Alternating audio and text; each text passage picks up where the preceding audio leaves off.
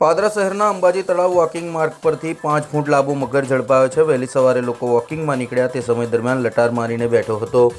પાદરાના ગ્રામ્ય વિસ્તારો બાદ હવે શહેરી વિસ્તારોમાં પણ મગરની દેખા દેતા લોકોમાં ભયનો માહોલ જોવા મળ્યો છે। આજે વહેલી સવારે પાદરાના અંબાજી તળાવ ખાતે બહારની તરફ આવેલા વોકિંગ માર્ગ પર એક મગર તળાવમાંથી બહાર આવી વોકિંગ માર્ગ પર બેસી ગયો હતો। વહેલી સવારે જ્યારે લોકો ચાલવા નીકળ્યા ત્યારે 5 ફૂટ લાંબો મગર લટાર મારીને બેઠો હતો, જેથી લોકોમાં ભયનો માહોલ જોવા મળી રહ્યો છે। પ્રાણી જીવરક્ષક સંસ્થાને જાણ કરતા પ્રાણી જીવરક્ષક સંસ્થા દ્વારા આ મગરને ઝડપી લેવામાં આવ્યો છે। મારું નામ આર્ય રોકી છે। હું પાદરામાં પ્રાણી જીવરક્ષક સંસ્થા વન્યજીવ બચાવ કામગીરી કરી રહ્યો છું। આજ રોજ અમને હોમગાર્ડ જવાન જેમનું નામ છે મહેશભાઈ, તેઓએ અમારા હેલ્પલાઇન નંબર પર જાણ કરી હતી કે અંબાજી મંદિરની પાછળ જે તળાવ આવેલું છે એ તળાવમાં મગર હતો ઘણા વખતથી।